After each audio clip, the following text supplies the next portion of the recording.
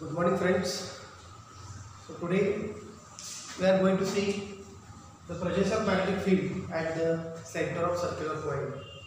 So this is the second point of this chapter. In the first point we have seen right hand thumb rule, right hand palm rule, and then Biot-Savart's law for current carrying conductor, or maybe it may be the current carrying coil.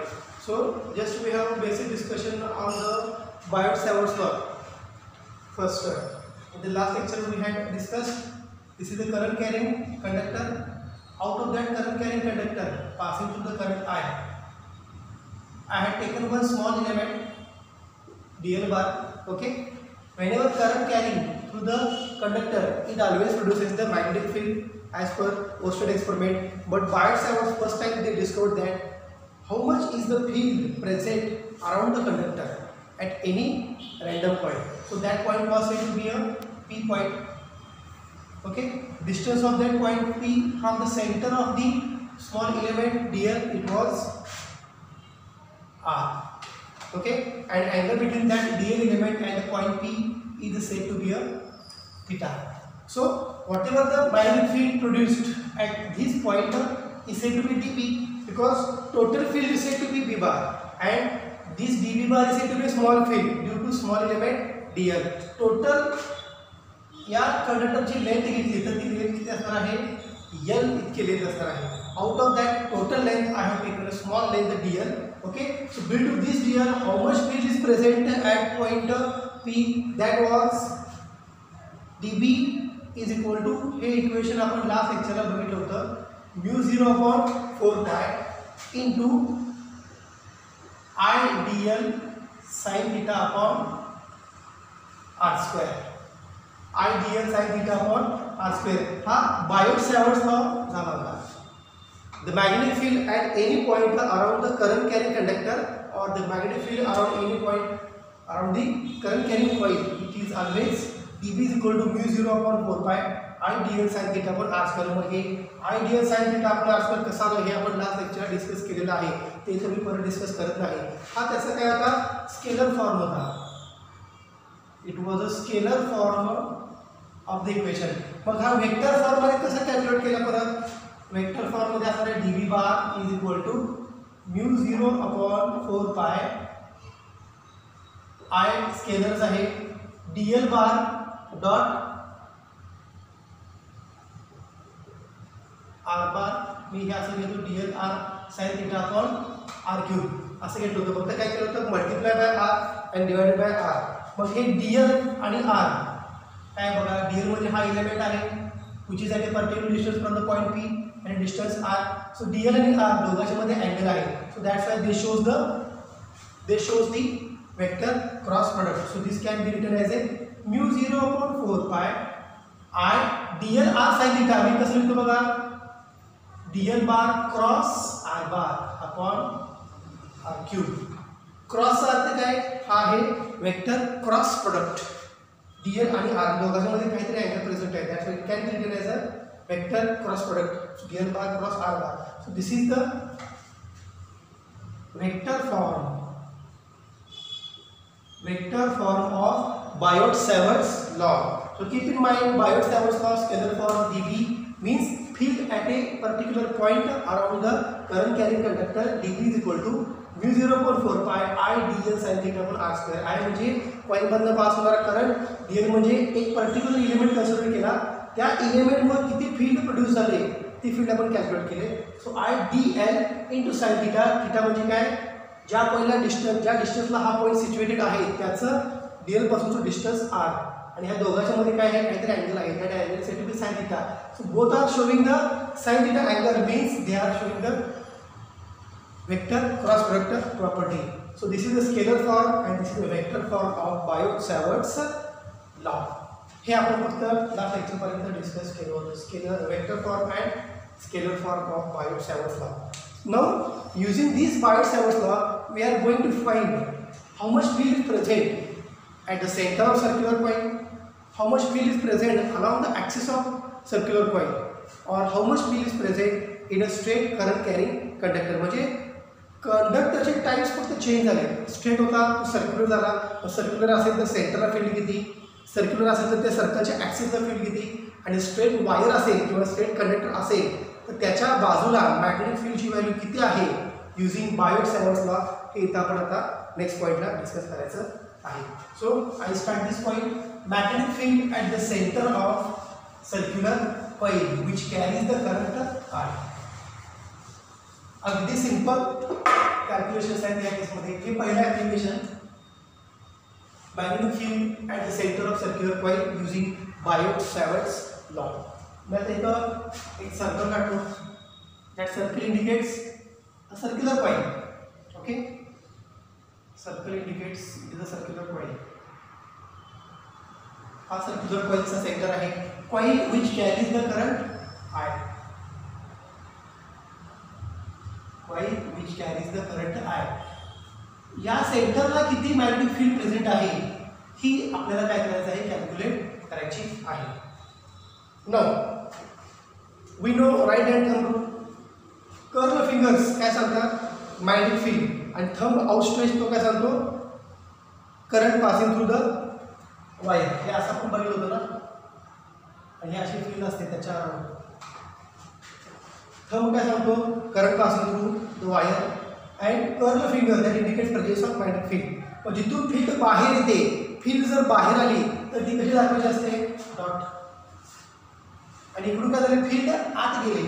बघा curl finger कशा आहेत, inside आहेत. Field आत गेली म्हणजे ती कशी दाखवायची, क्रॉस. मग बाहेर आली आत गेली, हे कशाला आपण डिस्कस केलं होतं, कोणता पण डिस्कस केला होता, right hand palm rule. Palm rule म्हणजे असा, thumb indicates direction of current, fingers indicate observer, आणि palm indicates direction of field. आता पाम हा आउटसाईडला आहे त्यामुळे फील्ड कशा आहे, बाहेर.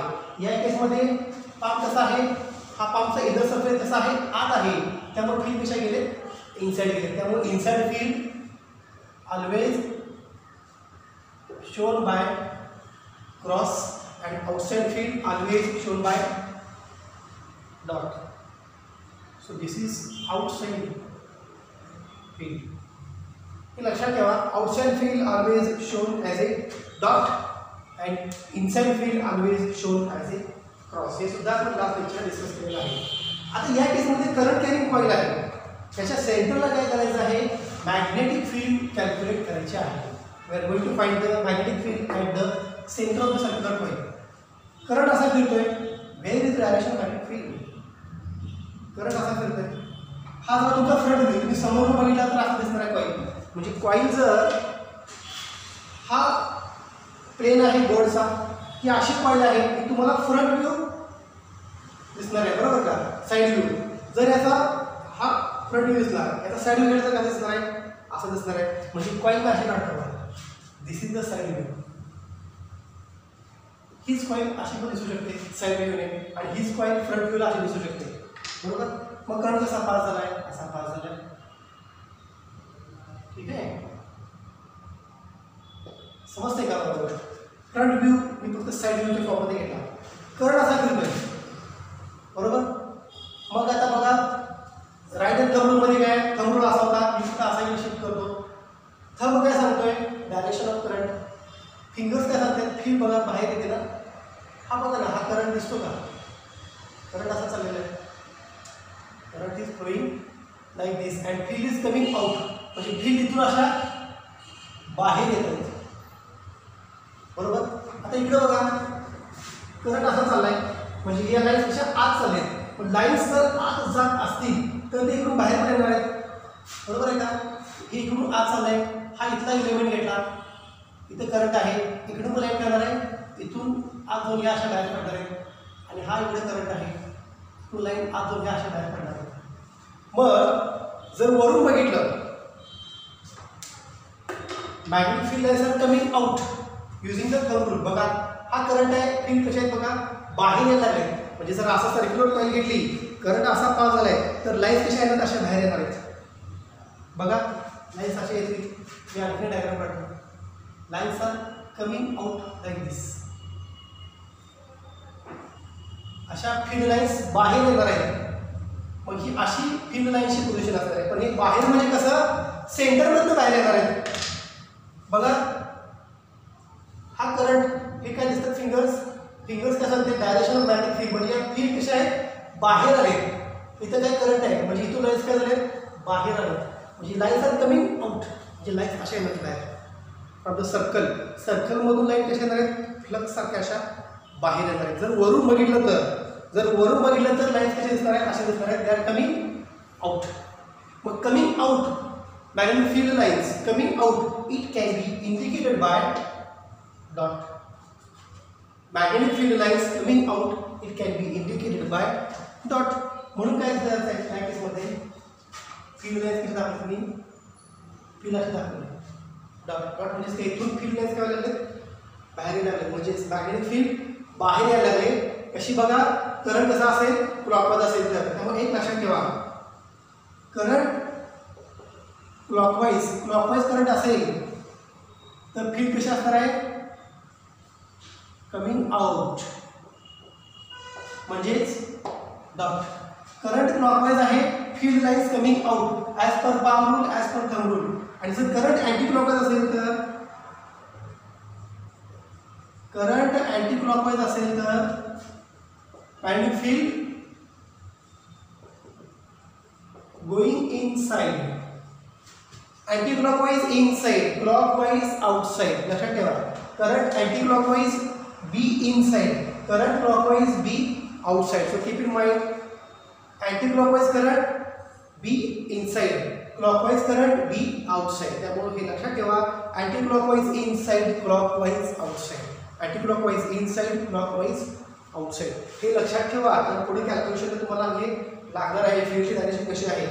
म्हणजे बघा आता करंट जर अँटी क्लॉकवाईज हा क्लॉकवाईजमध्ये फिरतोय म्हणजे फील्ड लाईन कशा आहेत बाहेर आले, म्हणजे अशा परत सांगतो बघा हा करंट आहे असा चाललाय, हे दिसते का फील्ड लाईन्स अशा बाहेर आलेत कॉईलमधून, म्हणजे प्रत्येक पॉईंटला करंट फ्लो झालाय, प्रत्येक पॉईंटला फील्ड लाईन्स बाहेर आले, म्हणजे सर्कलमधून फील्ड कशा अशा बाहेर आल्या आहेत. मग त्या बाहेर ज्या फील्ड आलेत त्या कशा दाखवल्या इन टर्म्स ऑफ डॉट, कारण डॉटचा अर्थच काय field lines are coming out, field lines are coming out. Using Biot-Savart's law, we are going to find how much field is present here. तर सगळ्यात पहिल्यांदा Biot-Savart's law यूज करून field कशी काढायची यासाठी काही स्टेप्स आहेत, त्या स्टेप्स पहिल्यांदा लक्षात ठेवा. स्टेप पहिली काय असणार आहे Biot-Savart's law यूज करून. So step first mark small element.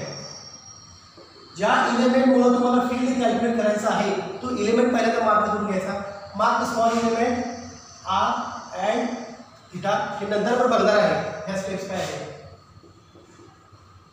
Step 2 या केसमध्ये find magnetic field due to small element. त्या स्मॉल एलिमेंटमुळे किती फील्ड प्रोड्यूस झाले ती पहिल्यांदा फाइंड आउट करायची. आणि तिसरी स्टेप काय आहे step third I can say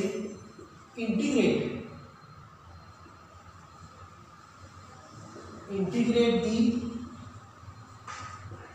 equation कशासाठी to get total magnetic field. मग बायोट-सॅवर्ट्सचा यूज करायचा असेल तर ह्या स्टेप तुम्हाला लक्षात ठेवल्याच पाहिजे. पहिली स्टेप काय आहे मार्क स्मॉल एलिमेंट, यामध्ये डिस्कस करायचं आहे. Mark small element r and theta. Step 2 find magnetic field due to small element, and then after finding the field due to small element we are going to find total magnetic field by integrating the equation for this step 2. So that could be a step 3. मग हे सगळे steps use करून आपण काय करायचं आहे बायोट-सॅवर्ट्सचा use करून field सेंटरला किती आहे ते बघायचं आहे. पहिली स्टेप काय सांगते मार्क स्मॉल एलिमेंट. ओके मी कुठेतरी एक स्मॉल एलिमेंट मार्क करतो, मार्क स्मॉल एलिमेंट इथं स्मॉल एलिमेंट मार्क करतो बघा. मग ज्या डायरेक्शनला करंट आहे त्याच डायरेक्शनला काय आहे स्मॉल एलिमेंट आहे. So I will consider this small element Diehl. Okay Diehl इतका स्मॉल एलिमेंट असल्यामुळे सेंटरल फील्ड किती तयार होणार आहे डीबी.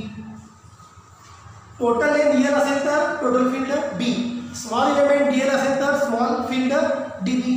याच्यामुळे फील्ड किती तयार झाली डीबी तयार झाली ती तुम्हाला फाइंड आउट करायची आहे. पहिल्यांदा मार्क केला small element. So that small element dl bar from the center of the dl bar, which is situated at a distance r, from the center. नंतर काय म्हणतात थिटा. आता बघा थिटा म्हणजे काय, angle between element and it's perpendicular distance from the point of the magnetic field. Point कसा आहे बघा, हा सर्कल आहे, इथं आपण एलिमेंट घेतला आहे बरोबर, म्हणजे सर्कलच्या या पॉइंटला आपण तो एलिमेंट घेतलाय डीएल, करेक्ट. हा डीएल आर इतक्या डिस्टन्सला सेंटर पासून सिच्युएटेड आहे. मग ते आर डिस्टन्स आणि डीएल या दोघांच्या मध्ये अँगल किती आहे, 90. म्हणजे small element and it's a perpendicular distance from the point where we are going to find the magnetic field, that angle is said to be 90 degree. बघा that angle is said to be 90 degree. म्हणजे dl असा आहे आणि perpendicular कशी अशी आहे, angle किती आहे दोघांच्या मध्ये 90.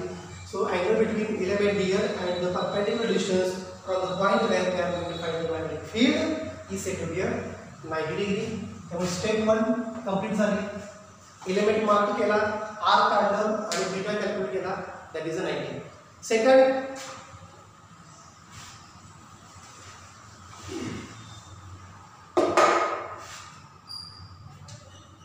using Biot-Savart's law. Using Biot-Savart's law. What is Biot-Savart's law? ते मग आपण डिस्कस केलाय. या पॉइंटला Biot-Savart's law काय असणार आहे, स्मॉल एलिमेंट dp, छोटा एलिमेंट dp साठी काय असणार आहे, field at this point μ0 upon 4 pi I dl sin theta upon r square. हा स्केलर फॉर्म होता. ओके, आपण स्केलर फॉर्म पण डिस्कस केलाय आणि वेक्टर फॉर्म पण डिस्कस केलाय. पण या केसमध्ये अँगल किती आहे, 90 आहे. त्यामुळे मी डायरेक्ट घेतो db is equal to μ0 upon 4 pi I dl. हे स्मॉल एल घ्या किंवा कॅपिटल एल घ्या, डी असेल त्याचा अर्थ काय, स्मॉल एलिमेंट आहे. dl कॅपिटल घ्या, बघा हे इथं घ्यायचं इथं स्मॉल घ्या किंवा कॅपिटल घ्या, काही प्रॉब्लेम नाही. Please I dl upon r square. का, कारण थीटा इज इक्वल टू 90 आहे. Okay, so this is the small field produce due to small element dl. Okay, आता इथे dl आहे, इथं पण एक dl असणार आहे, इथं सुद्धा एक dl असणार आहे, इथे एक dl असणार आहे. So addition of small dls, सगळ्या dlची जर ॲडिशन तुम्ही इंटिग्रेशन जर घेतला तर तुम्हाला काय मिळणार आहे, integration of all small dls you will get total length of the circular coil. Circular कॉइलचा छोटा पार्ट घेतला dl, छोटा पार्ट dl, छोटी फील्ड db, छोटा पार्ट dl, छोटी फील्ड db, इथे आली μ0 upon 4 pi I dl upon r square. पण ही फील्ड कोणामुळे आहे, due to small element dl. पण फील्ड कशाची पाहिजे आहे, टोटल सर्क्युलर कॉइलची विचारले. सर्क्युलर कॉइलच्या सेंटरला टोटल फील्ड किती आहे विचारले. पण आपण काय केलं, फक्त स्मॉल एलिमेंट्स काढले. मग काय करायला पाहिजे, नेक्स्ट स्टेपला टोटल फील्ड कॅल्क्युलेट करण्यासाठी integrate the equation to get total magnetic field. So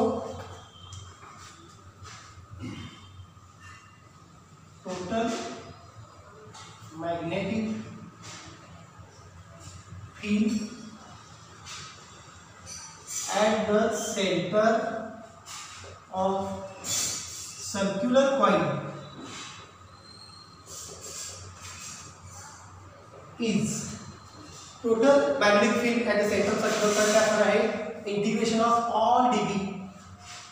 या लेन्थसाठी db, पुढच्या लेन्थसाठी db, या लेन्थसाठी db, या लेन्थसाठी db, सगळ्यांचे इंटिग्रेशन केलं काय होणार आहे, total magnetic field at the centre of circular coil, that's why integration काय म्हटलंय db. Okay, is equal to integration of μ0 upon 4 pi I dl upon r square. Integration of all small magnetic field, integration of all small magnetic field that gives total magnetic field at the center of circular coil BC. BC is the total magnetic field at the center of circular coil is equal to, आता हे constant आहे, constant आहे, current पण constant आहे. मी काय करतो, μ0 I upon 4 पाय बाहेर घेतो इंटू आर स्क्वेअर, आर पण फिक्स आहे जे चेंज होत नाही, integration of Diehl. What is value of integration of Diehl? इथे फिगर काढतो बघा, हा सर्कल आहे, small element Diehl, second small element Diehl, third small element dl. If you integrate all dl, what you will get? If you integrate all dl, you will get total length of the circular coil. हे सगळे dl जर तुम्ही integrate केला तर तुम्हाला काय मिळणार आहे? Total length of the circular coil. मग total length of circular coil बघा इथून स्टार्ट झाली आणि इथंच एंड झाली. मग टोटल लेंथ तुम्हाला काय मिळणार आहे? Circumference of the circle. Circular कॉइलची total length L equal to 2πr म्हणजेच काय असणार आहे त्या सर्कलची circumference. So integration of all dl that gives the total length.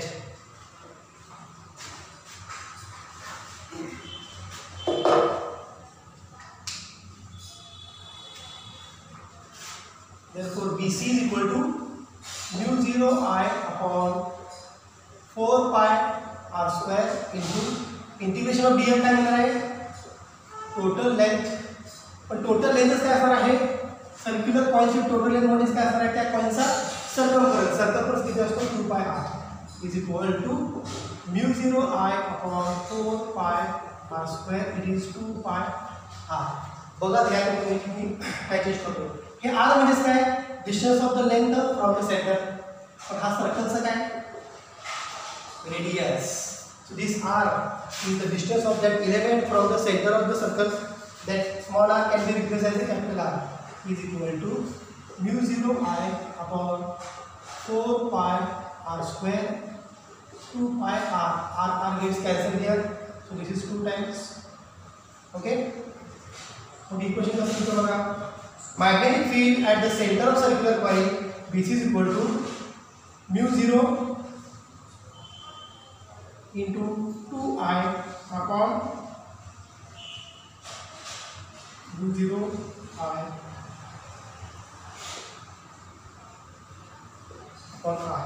बघा mu 0 I it is 2 mu 0 I upon 2R.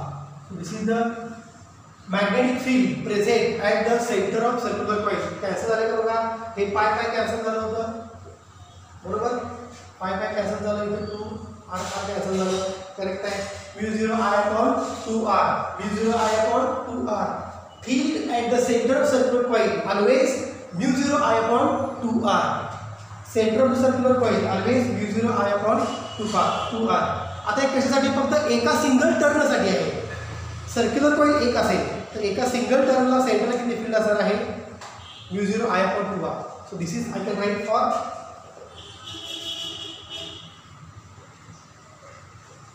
One turn that is a single turn.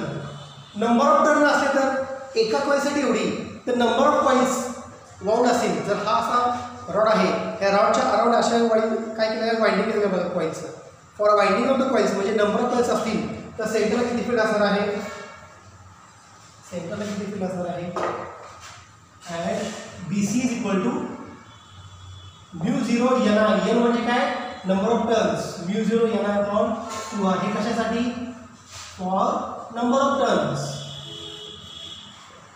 N number of turns. So keep in mind, field at the center of circular coil. One circular coil mu 0 I upon 2r, and for number of coils, number of turns, field at the center of the number of turns of the coils is equal to mu 0 Ni upon it is 2r. So this is the expression for magnetic field present at the center of a circular coil. So to find the magnetic field at the center of circular coil, always keep in mind these steps. ह्या steps तुम्हाला लक्षात ठेवल्याच पाहिजेत, ह्या विसरायच्याच नाही. If you know these steps, then you can easily go to the expression. पहिल्यांदा काय केलं? Biot सेव्हरचा यूज करून मार्किंग केलं r, dl आणि थीटा. त्याच्यानंतर to find the magnetic field due to small element dl consider केल्यामुळे db फील्ड किती आहे? mu 0.4 pi I dl sin theta. पण अँगल काय दोघांमध्ये 90 आहे, त्यामुळे तो घेतलाच नाही साइनचा. db is equal to mu 0.4 pi I dl upon r square. हे झालं एका एलिमेंटसाठी. एका स्मॉल एलिमेंटची db असेल तर टोटल सर्क्युलर पाहिजे कसं असणार आहे? सगळ्या फील्डची काय करणार? इंटिग्रेशन घेणार तुम्ही.